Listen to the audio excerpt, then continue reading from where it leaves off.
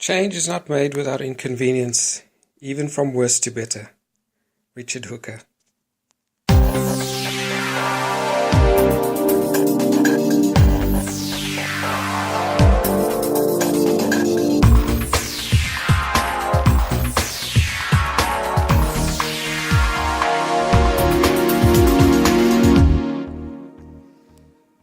Hey, good day to you wherever you are. Thanks for joining me again on another episode of Cult Life with me, your host, Robin Jackson. Good to be back again this week. We're talking about leaving cults, and I've named the episode Exit Wounds because it really does impact and scars and wounds members when they leave. And we'll talk a little bit about how it affects cult members, how it affects, former Jehovah's Witnesses and many other similarly high controlling groups when people decide to leave voluntarily or become excommunicated. The issue that the majority of former cult members will agree on is that there is no easy way to exit from a cult. For some, it is not that difficult to leave. They are just less susceptible to mind control techniques. Some maintain that, that sense of self to make an informed decision to leave. And there are many former cult members who say they spend years working up the nerve to get out. And it really does take a tremendous amount of courage to leave. And believe me, it doesn't come easy. It takes a toll and to rack up that courage. To the cult member, it will result in alienation from friends and family who might still be in the cult and starting all over again. The person has to literally pick up the pieces when they leave. They have to try and renew old friendships and ties with family members they have cut off years before. Of course, a peaceful, voluntary method of leaving a high-control group or a cult is certainly the preferred method, but it doesn't always happen that way. And the example I'd like to make here is when 16 members of the People's Temple in Jonestown decided they wanted to leave the cult in 1978 following a visit by a U.S. government group. Several armed cult members followed them to the airport and opened fire. A United States Congressman, Leo Ryan, was killed along with 3 reporters and cult members. 11 others were injured in the attack. And then, of course, Jim Jones, the leader of the cult, who possibly feared the repercussions of the attack, initiated the mass suicide and murder of more than 900 people that is now etched in the history and one of the most terrifying, tragic events when we speak about the cult phenomenon.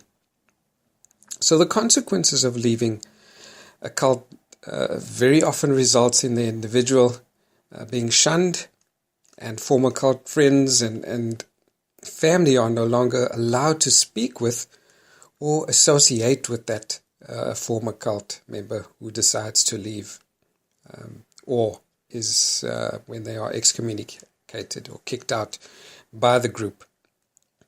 And these former members are often given labels such as apostates, is one label that the Jehovah's Witnesses apply to their members who leave or speak out against their teachings. And very often their character is very often assassinated. And the Watchtower organization certainly advocates a breaking of family ties. Contrary to what they would want the world to believe, this does happen. They advocate this, and it's evidence in their writings. So when one has been disfellowshipped or choose to leave the organization, they certainly advocate that all family ties are cut off. And, I'll give the example in one of the watchtowers. there was actually a question from readers, and it goes like this, and I quote from the Watchtower. It says, "In the case of where a father or a mother or son or daughter is disfellowshipped, how should such persons be treated by members of the family in their family relationship?" And this was a question from a person in Ontario, Canada.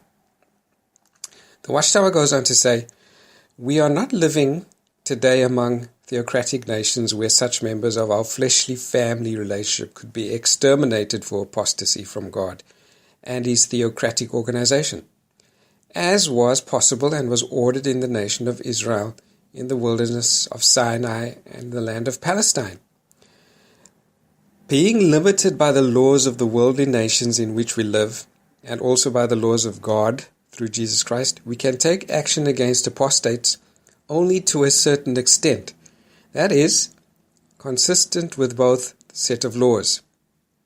The law of the land and God's law through Christ forbid us to kill apostates, even though they be members of our own flesh and blood family relationship."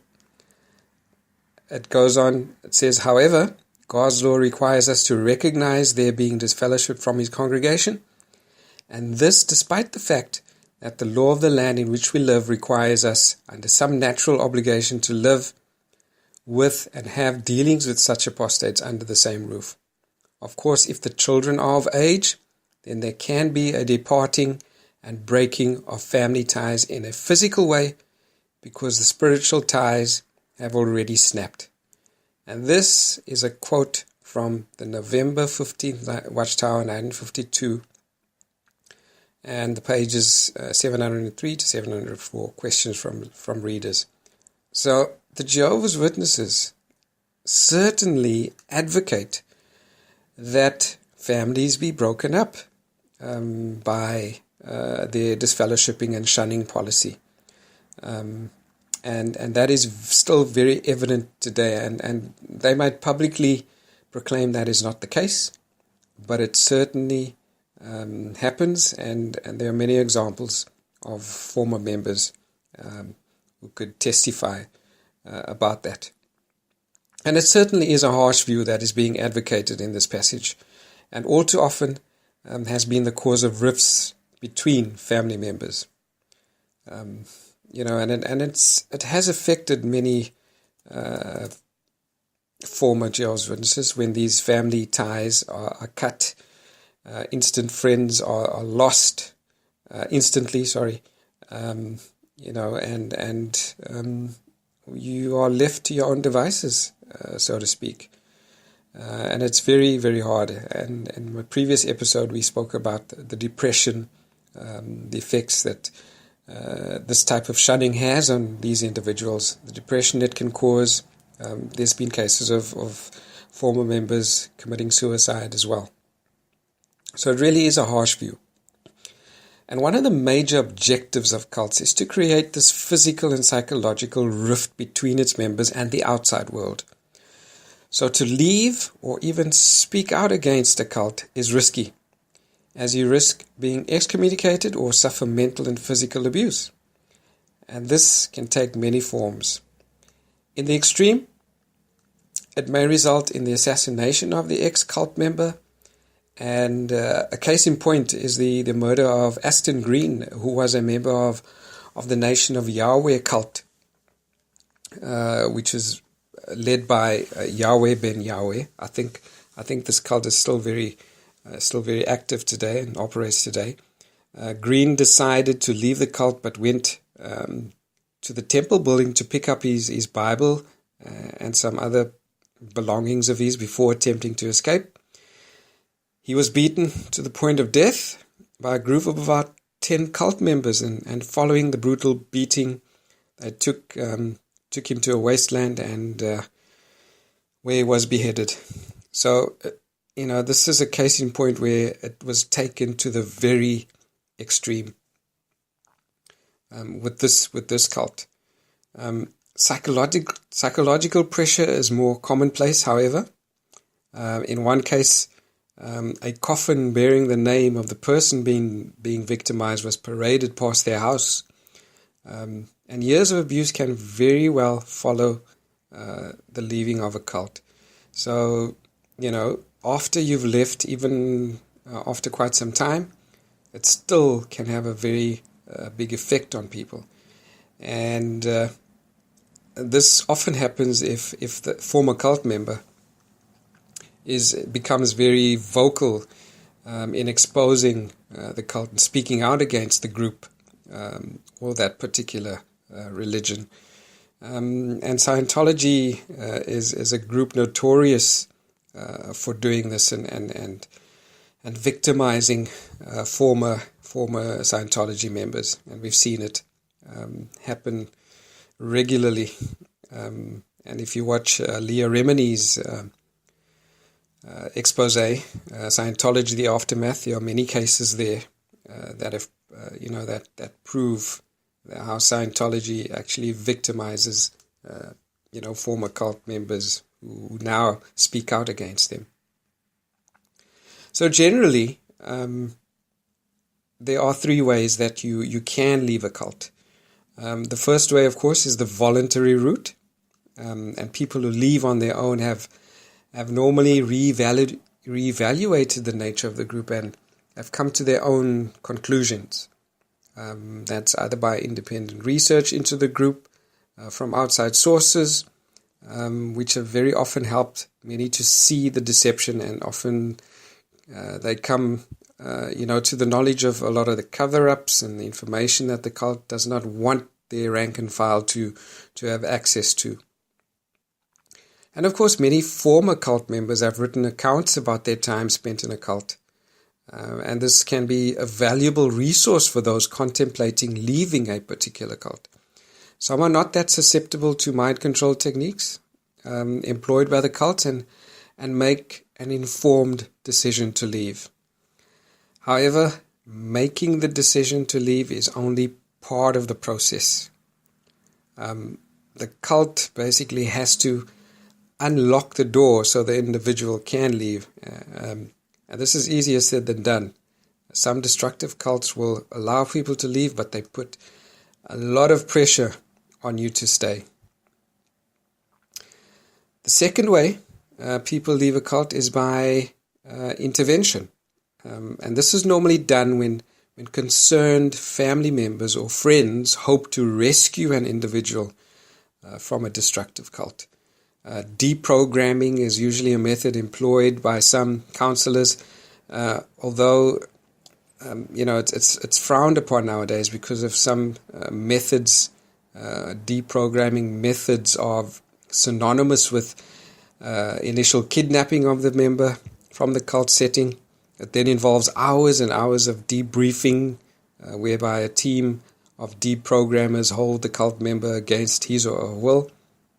And very often they then use ethical psychological techniques to counter the unethical psychological techniques used by the cult. And the goal is to get the cult member to think for himself and to reevaluate his situation. So debriefing methods usually include educating the cult member on thought reform techniques and to help him to recognize those methods in his own cult experience. It also involves asking the cult member questions that help him to think in a critical and independent way, so that it helps him to recognize that kind of thinking, and praise him for it.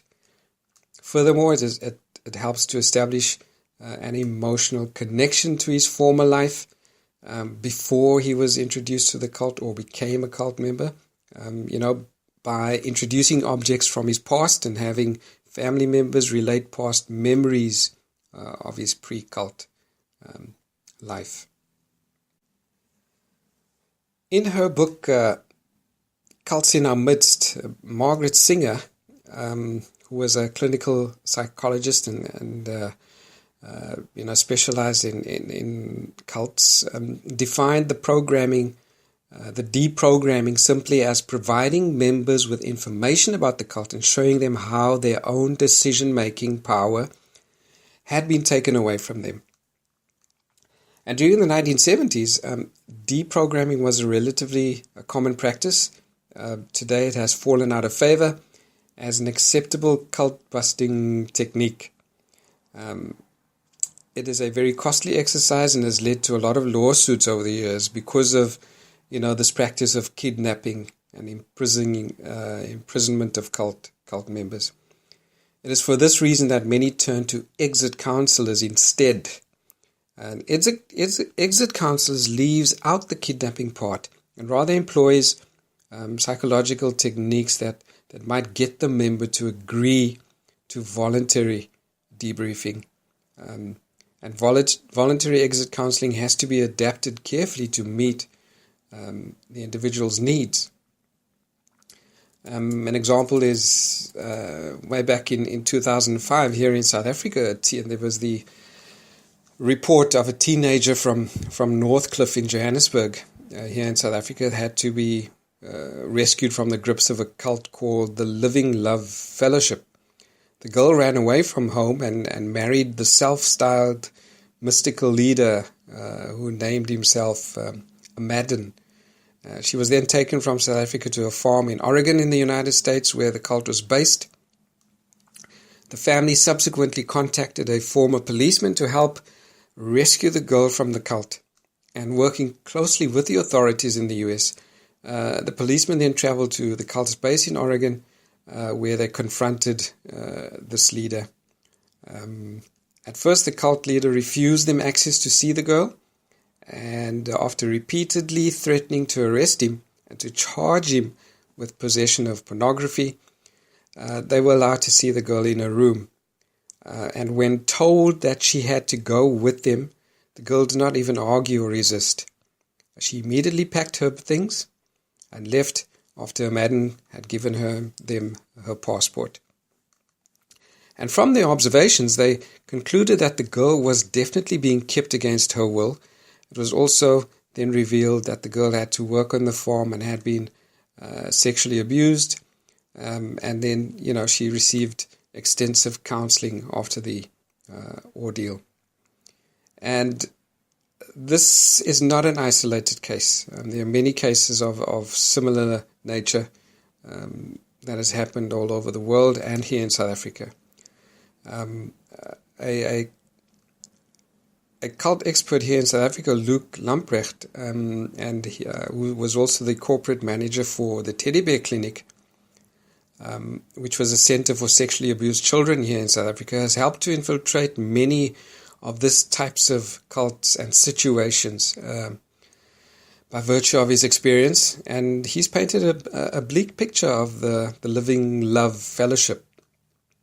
And he said that the teachings of the Living Love Fellowship are nothing but idle ramblings that would appeal to teenage anguish. The third way that people leave a cult is when the cult kicks a member out because of so-called wrongdoing on the part of that cult member. And this wrongdoing can range from legitimate crimes to deeds perceived only by the cult as offenses. And these so-called offenses, such as probably reading literature opposing the cult, questioning the leadership or the doctrines, and refusing to follow the orders of leadership, can lead to members being thrown out of the cult. So they basically get excommunicated, disfellowshipped, and so on. So for many, leaving a cult is like experiencing the death of a close relative or broken relationship. And the feeling is often described as being betrayed by someone you were in love with, and you feel as if, you were simply just being used. And it's because these groups are so insular. Jehovah's Witnesses certainly advocate that, you only associate with members of Jehovah's Witnesses. All outside association are seen as worldly association and bad association. So for many who grow up in the group, leaving the group is hard, because family ties are broken off in an instant. The so-called friends that you had within the group those friendships are also broken off instantly. And that can take a toll on people's psyche, so to speak, because you begin to feel isolated. So this gives you a bit of insight into the pain and why there are no easy answers for people who leave cults. The emotions they experience are varied and can include feelings of guilt, depression, anger, mistrust, disillusionment, and grief. And to better cope with these emotions, it is best to seek professional help and counseling from experts in the field and people who have experience in dealing with and counseling former cult members, because it can be a very daunting and depressing situation that you find yourself in, former cult members find themselves in. So yes, it can hurt sometimes, but it will heal with time and understanding. In time, the negative feelings will be replaced with clear thinking and trust and peace, because very often it's the first emotion that comes to mind is anger, especially for people who leave voluntarily after finding out that they have been duped, or they find out that it was all a lie. They've been living this life for such a long time. Your life can revert back to normal, and you may even renew old friendships and family ties you broke because of your involvement in the cult. And it's best to seek out those friendships and family ties, and not to isolate yourself. You may find that many of them will be glad to renew acquaintances after years of no contact. As a former cult member myself, trust me, there is life after the cult. So yes, the wounds can be deep when you exit a cult, and they certainly can leave long-lasting scars that are visible for years to come. So that's our show for today. I hope you enjoyed it. Just some information on exiting a cult and how it affects many cult members and how it affects Jehovah's Witnesses in particular. If you need help, there's always books you can read as well. Many former cult members, as I've stated before, have written books to help members of particular groups, to exit and to regain a peaceful and normal life again. There are many cult counselors that can help, and psychologists as well. So thank you for joining me again this week. I hope you enjoyed it, and until next time, see you again, same place, same time. Bye for now.